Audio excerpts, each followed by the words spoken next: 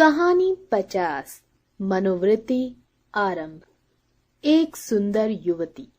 प्रातःकाल गांधी पार्क में बिल्लौर के बेंच पर गहरी नींद में सोई पाई जाए तो ये चौंका देने वाली बात है। सुंदरियां पार्कों में हवा खाने आती हैं, हंसती हैं, दौड़ती हैं, फूल पौधों से खेलती हैं, किसी का इधर ध्यान नहीं जाता। लेकिन कोई युवती रविश के किनारे वाले बेंच पर बेखबर सोए, वो बिल्कुल गैर मामूली बात है। अपनी ओर बलपूर्वक आकर्षित करने वाली रविश पर कितने आदमी चहलकदमी कर रहे हैं। बूढ़े भी, जवान भी, सभी एक क्षण के लिए वहीं ठिठक जाते हैं। एक नजर वो दृश्य देखते हैं और जब चले जाते हैं, युवक वृंद रहस्य भाव से मुस्कुराते हुए, वृद्ध जन चिंता भाव से सिर हिलाते हुए और युवतियां लज्जा में आंखें नीची किए हुए। वसंत और हाशिम निकर और बनियान पहने नंगे पांव दौड़ रहे हैं। बहुत दिन की छुट्टियों में ओलंपियन रेस होने वाला है। दोनों उसी की तैयारियां कर रहे हैं। दोनों इस स्थल पर पहुंचकर रुक जाते हैं और दबी आंखों से युवती को देखकर आपस में ख्याल दौड़ाने लगते हैं। वसंत ने कहा, इसे और कहीं सोने की जगह ना मिली? हाशिम ने जवाब दिया, कोई वेश्या है, लेकिन वेश्याएं भी तो इस तरह बेशर्मी नहीं करती। वेश्या अगर बेशर्म ना हो तो वो वेश्या नहीं। बहुत सी बातें हैं जिनमें कुलवधू और वेश्या दोनों एक व्यवहार करती हैं। कोई वेश्या मामूली तौर पर सड़क पर सोना नहीं चाहती। रूप छवि दिखाने का नया आर्ट है। आर्ट का सबसे सुंदर रूप छिपाव है, दिखाव नहीं। वेश्या इस रहस्य को खूब समझती है। उसका छिपाव केवल आकर्षण बढ़ाने के लिए है। हो सकता है, मगर केवल यहां सो जाना ये प्रमाणित नहीं करता कि ये वेश्या है। इसकी मांग में सिंदूर है। वेश्याएं अवसर पड़ने पर सौभाग्यवती बन जाती हैं। रात भर प्याले के दौर चले होंगे, काम क्रीड़ाएं हुई होंगी, अवसाद के कारण ठंडक पाकर सो गई होगी। मुझे तो कुलवधू सी लगती है। कुलवधू पार्क में सोने आएगी? हो सकता है घर से रूठ कर आई हो।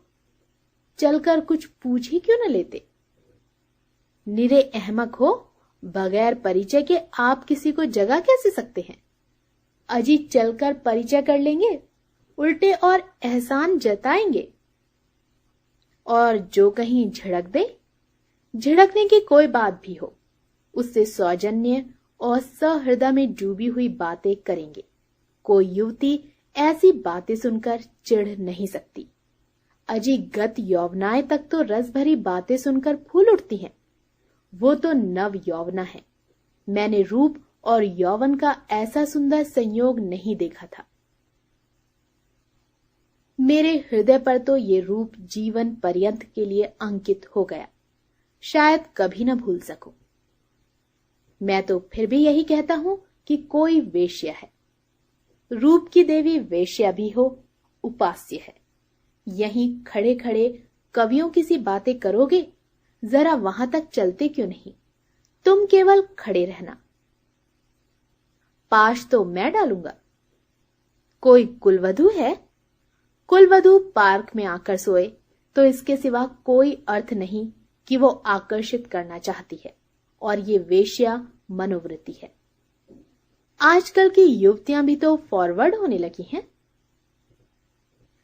फॉरवर्ड युवतियां युवकों से आंखें नहीं चुराती। हां, लेकिन है कुलवधू। कुलवधू से किसी तरह की बातचीत करना मैं बेहूदगी समझता हूं। तो चलो फिर दौड़ लगाए।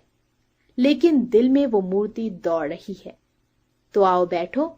जब वो उठकर जाने लगे तो उसके पीछे चले।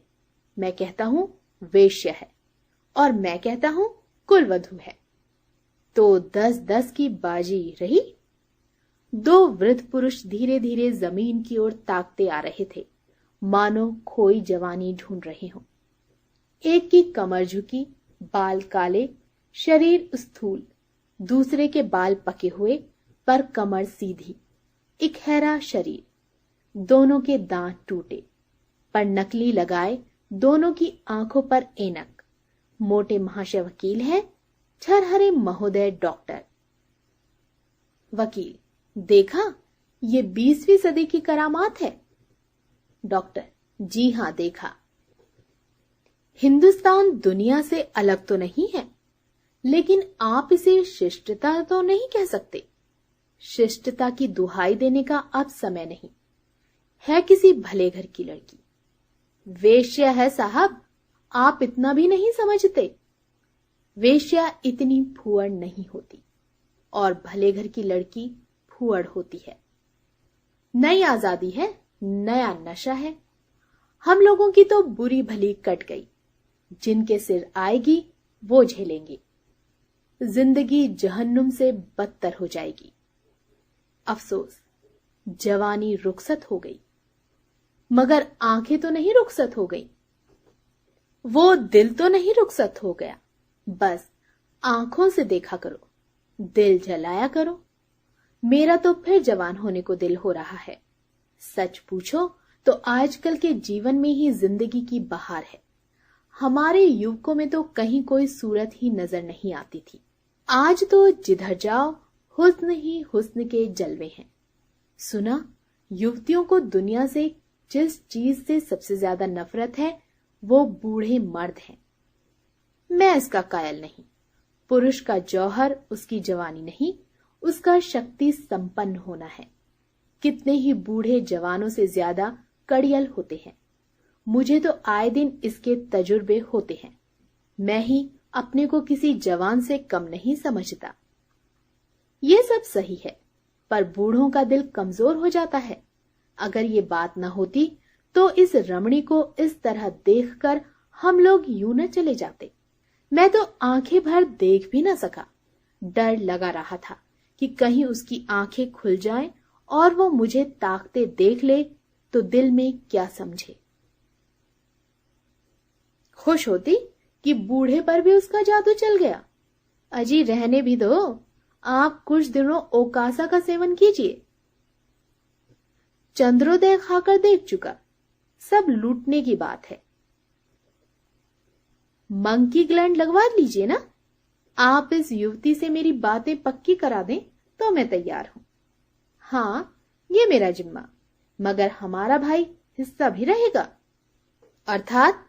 अर्थात ये कि कभी कभी मैं भी आपके घर आकर अपनी आंखें ठंडी कर लिया करूंगा। अगर आप इस इरादे से आए तो मैं आपका दुश्मन हो जाऊंगा। ओहो, आप तो मंकी ग्लैंड का नाम सुनते ही जवान हो गए। मैं तो समझता हूं ये भी डॉक्टरों ने लूटने का एक लटका निकाला है। सच?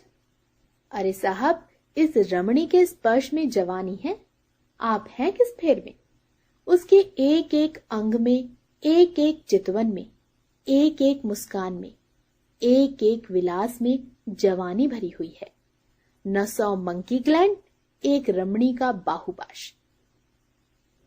अच्छा, कदम बढ़ाइए, मुवक्किल आकर बैठे होंगे। ये सूरत याद रहेगी।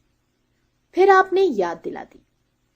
वो इस तरह सोई है इसलिए कि लोग उसके रूप को, उसके अंग विन्यास को, उसके बिखरे हुए केशों को, उसकी खुली हुई गर्दन को देखें और अपनी छाती पीटे। इस तरह चले जाना उसके साथ अन्याय है। वो बुला रही है और आप भागे जा रहे हैं। हम जिस तरह दिल से प्रेम करते हैं, जवान कभी कर सकता है? बिल्कुल ठीक। मुझे तो ऐसी औरतों से साबिका पड़ चुका है जो रसिक बूढ़ों को खोजा करती हैं। जवान तो छिचोरे, उच्छृंखल, अस्थिर और गर्वीले होते हैं। वो प्रेम के बदले कुछ चाहते हैं। यहां निस्वार्थ भाव से आत्मसमर्पण करते हैं।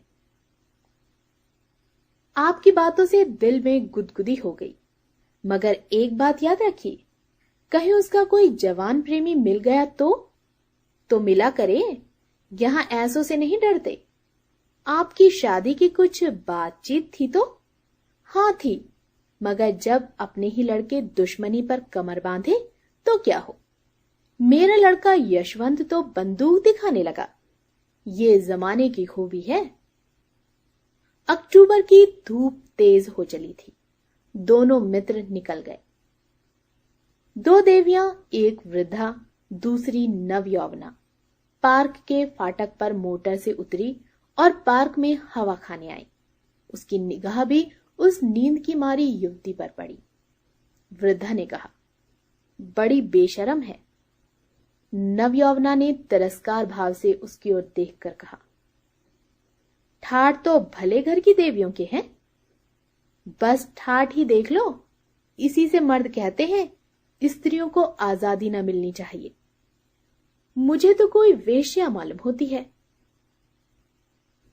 वेश्या ही सही, पर उसे इतनी बेशर्मी करके स्त्री समाज को लज्जित करने का क्या अधिकार है?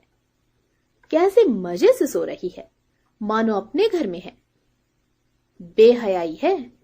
मैं पर्दा नहीं चाहती, पुरुषों की गुलामी नहीं चाहती, लेकिन औरतों में जो गौरवशील और सलज्जता है उसे नहीं छोड़ना चाहती। मैं किसी युवती को सड़क पर सिगरेट पीते देखती हूं तो मेरे बदन में आग लग जाती है। उसी तरह आधी छाती का जम्फर भी मुझे नहीं सुहाता। क्या अपने धर्म की लाज छोड़ देने ही से साबित होगा कि हम बहुत फॉरवर्ड हैं? पुरुष अपनी छाती या पीठ खोले तो नहीं घूमते। इसी बात पर बाई जी, जब मैं आपको आड़े हाथों लेती हूं तो आप बिगड़ने लगती हैं। पुरुष स्वाधीन है। वो दिल में समझता है कि मैं स्वाधीन हूं। वो स्वाधीनता का स्वांग नहीं भरता। स्त्री अपने दिल में समझती रहती है कि वो स्वाधीन नहीं है, इसलिए वो अपनी स्वाधीनता का ढोंग करती है। जो बलवान है वो अकड़ते नहीं, जो दुर्बल है वही अक्कड़ दिखाते हैं। क्या आप उन्हें आंसू पोंछने के लिए इतना अधिकार भी नहीं देना चाहती?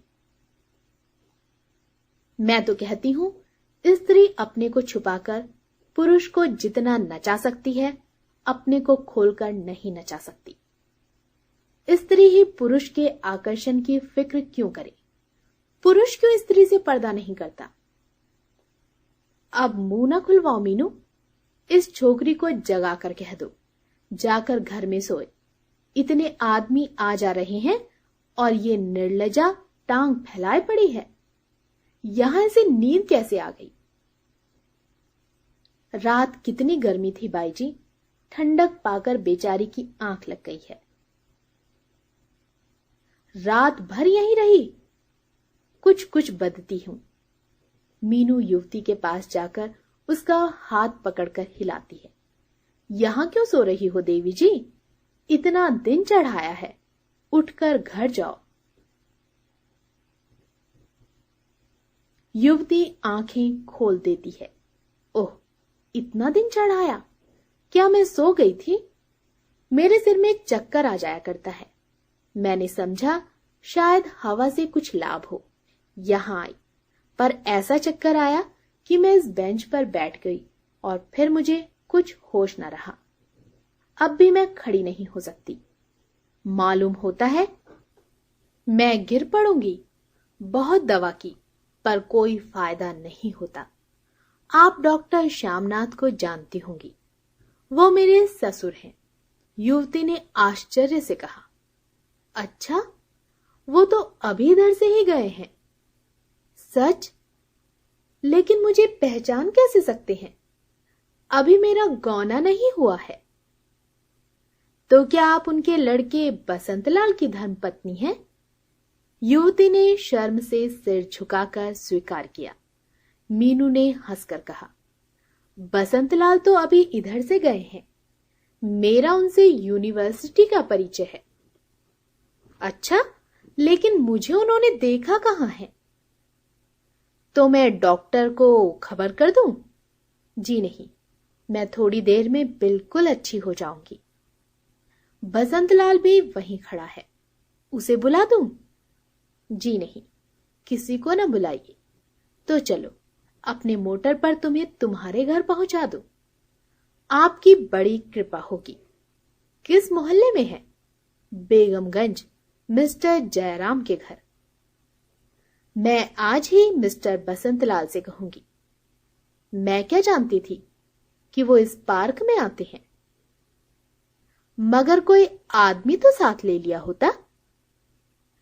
किस लिए? कोई जरूरत न थी। कहानी 50 मनोवृत्ति समाप्त।